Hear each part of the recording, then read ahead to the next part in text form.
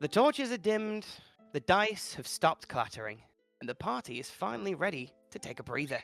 Welcome, adventurers, to Out of Initiative, the fireside corner of our TPK channel, where we put down our dice and talk about the stories behind the stories. Now, I'm Tom Vale, the lawkeeper, collector of very unnecessary magical trivia, and one of the founders or co-founders of TPK. Now, joining me today, we have two brilliant minds from behind the screen. Some other founders, should we say, of TPK. We have Kaiden Osborne and Mitch Turner. And together we're going to be diving into the heart of what makes tabletop role-playing so incredible. From epic critical fails all the way to the quiet moments that make our characters come alive. So, do us a favor. Grab yourselves a drink, stoke that fire, and let's go out of initiative. So, I think the best place to begin when it comes to talking about Dungeons and Dragons and any kind of TTRPG is to go to the beginning, I think. So, I think we're going to have to start with the opening question of all opening questions. When did you first discover Dungeons and Dragons? And that question can be put out to any of us, I suppose. So whoever wants to jump in. Yeah, I think I'll take point on this, to be fair. So for me, D&D and TTRPGs in particular have always they'd always been in my peripheral vision, so to speak. They were always like that weird little shop in town that you walk past and you looked in the window of, and there was that curiosity there, but there was always that like anxiety about stepping foot in that trepidation, let's say.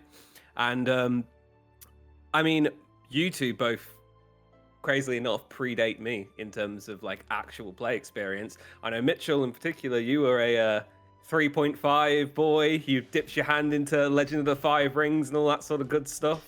Oh Nice. yes. Yeah, when I was younger, there was like a club that we could all kind of go to, and they decided they were going to put a D&D session on there for everyone who wanted to try it. Gave it a good go. I can't remember the campaign. It was one that we've mentioned before, actually. Boys. I feel like it was Out of Abyss. That wasn't was it? Out of the Abyss. Out of the Abyss. Starting in Where you start in the prison. Yeah, you start in the prison. You have to do a prison breakout. You go through. There's hidden things that you need to avoid. I remember actually getting stuck at one point trying to figure out what a gelatinous cube was because we'd never seen it for the first time. Here I was thinking, oh yeah, it's this. It's like a time stasis thing. Everything that we're thrown into it is starting to get older, and I mean we were like throwing weapons and stuff, and they're all corroding. But yeah, lots of fun back then, having no idea what everyone's everything was. first experience. I mean, I think that's the big thing. And like I say, going back to that sort of metaphor of that weird shop in town, there's so many things in it that are so iconic that when you discover them for the first time, I mean, nowadays, like going into a goblin camp it's business as usual. You know what I mean? It's levels 1 to 3. It's business as usual. But I just don't think that you can't understate the excitement of those little things, like when you first begin. And I think when I dipped my toe in, I remember, Tom, we've spoken about doing it so many times, like through education and stuff like that. We tried to put it together, and I know you had put it together a few times, but never like a ongoing group. It was nothing concrete. I mean, weirdly enough, I kind of got into D&D in 3.5 edition, and I thought, oh wow, this is great. But every group I tried to put together, it was just too overwhelming for them. Even I was trying desperately to scrape together notes as a DM, thinking, please just be a group with me.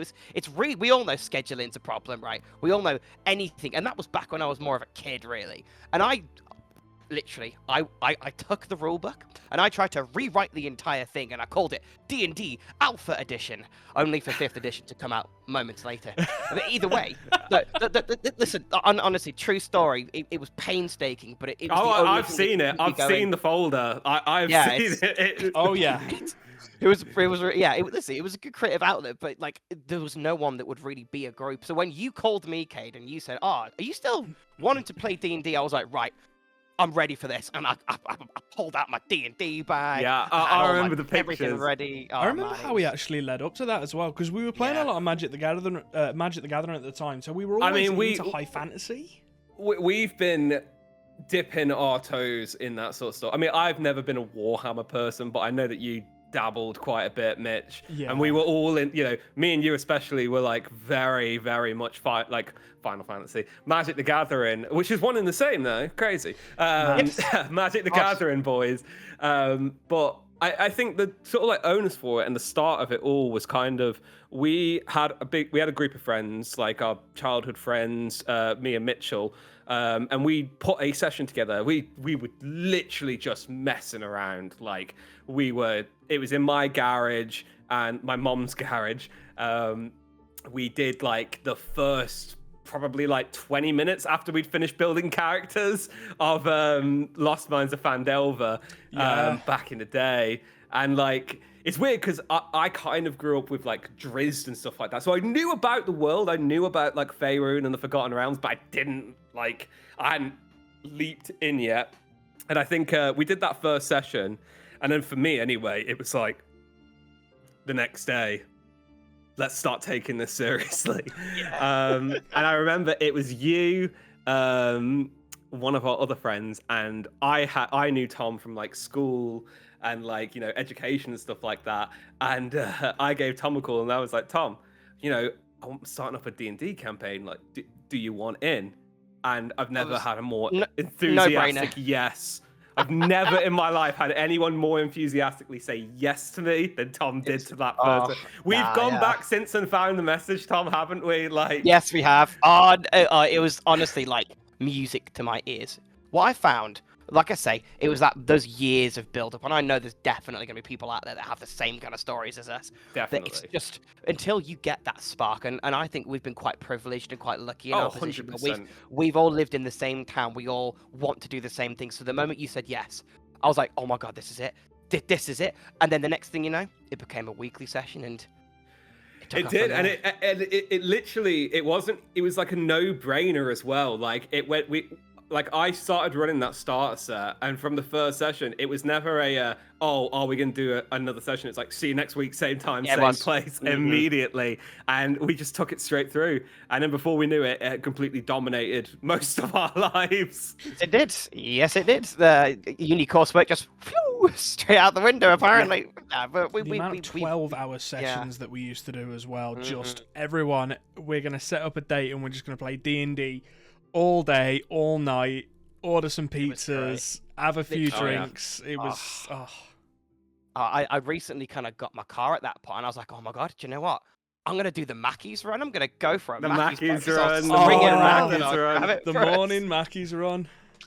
Oh man, those do take you back. And I think that kind of really, it blends really seamlessly into our next kind of section, really. And when it comes to D&D, everyone's got, or at least I hope we do, a favorite memory, something that we just keep going back to. That let's say that somehow, which wouldn't happen, we lose the spark of D&D. That would always reignite it. Something out there there's been a moment.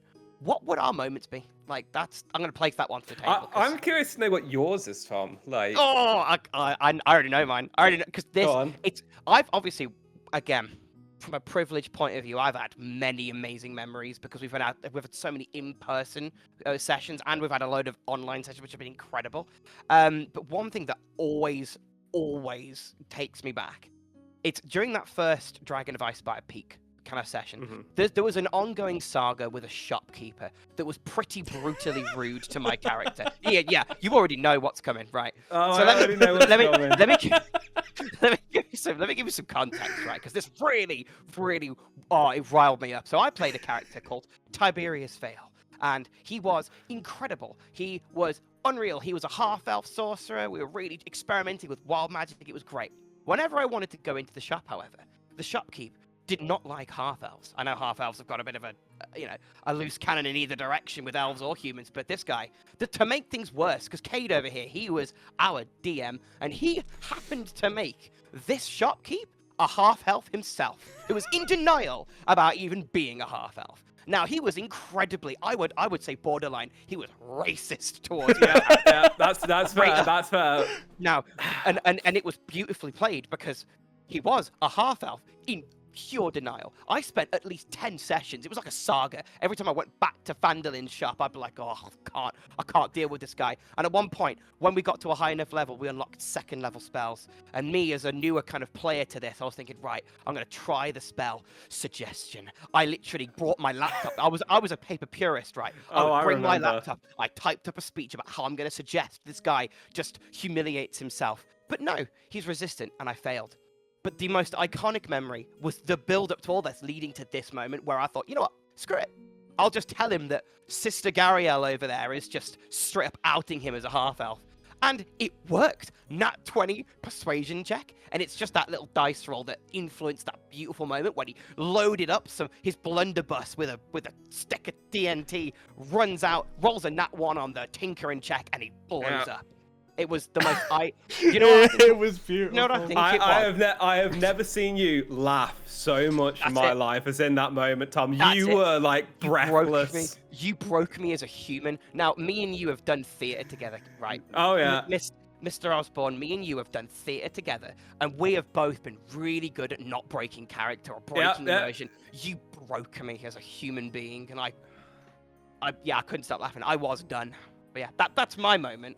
But anyone else want to take the stand now? Because that was a beautiful moment. See, it's really difficult for me because I have so many moments in our D&D campaigns that I love, but I think the one that sticks out the most to me is when we were actually playing a homebrew that Thrill. Yeah, Kaiden he'd made this entire brand new campaign homebrew from essentially start to finish.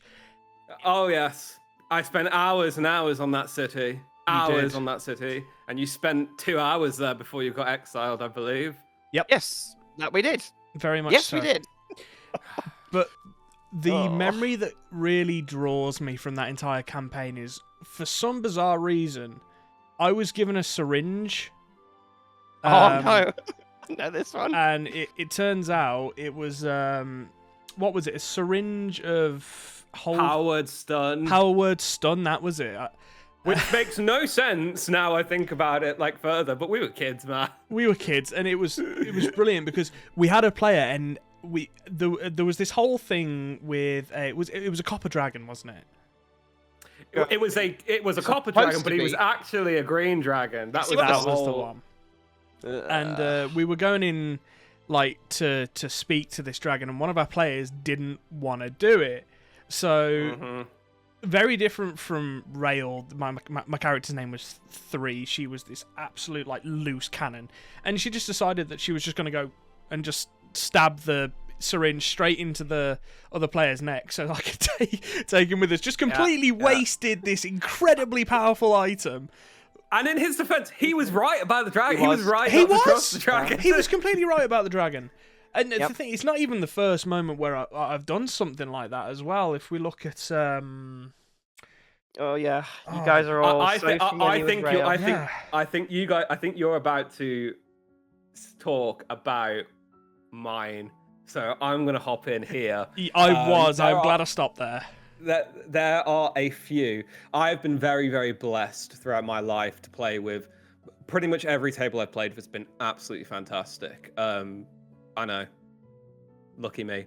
But I've played with some really, really great tables, and there's a few memories, and every now and again they come along, and it just reminds you why you do it. Right.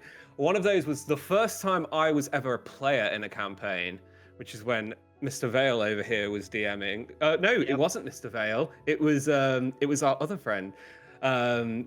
He was DMing the same Curse one I of stabbed Strahd. as well. Yes, it was. He was DMing Curse of Strahd for us, and Mitch over here thought it'd be there was a lot of beef going on in the session between our characters. I believe at one point Tom tried to kill your pet monkey, Mitch. Yeah, I did. Sacrifice. Yeah. Scotch was going to use as a sacrifice. Those who know, the death house in the basement, the shambling mound, which is wildly unbalanced. Spoiler alert. Sorry if you haven't played it yet, but you know. Sorry, spoiler alert for the first 3 hours of Curse of Strahd.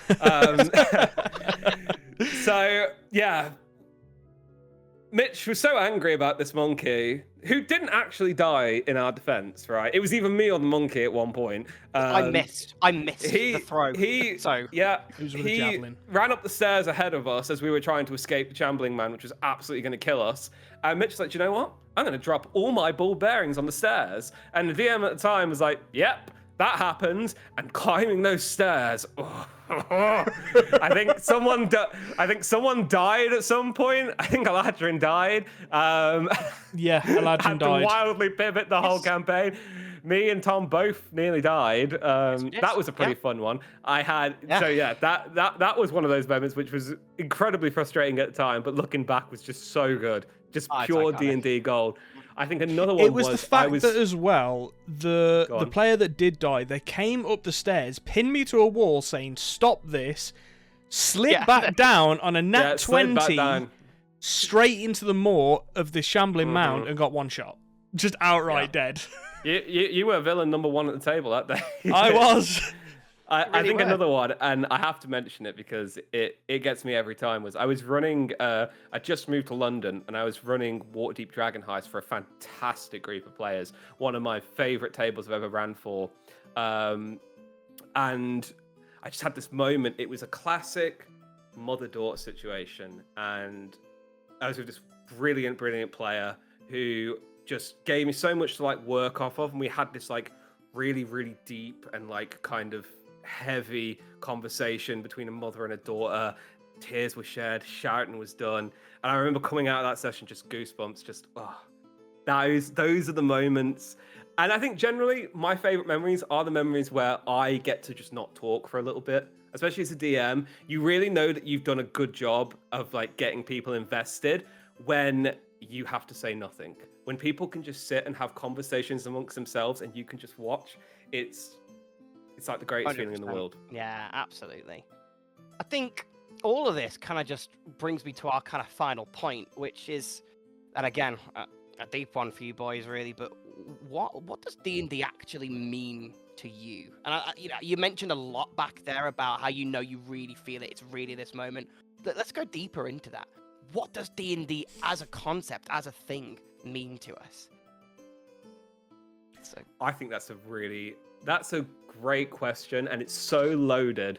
It's a very loaded question, yeah. I think to me, it's twofold. It's one of the greatest creative outlets in the world. Like TTRPGs in general, not just D&D, Call of Cthulhu, Vampire the Masquerade, Blades in the Dark, whatever you want to call it.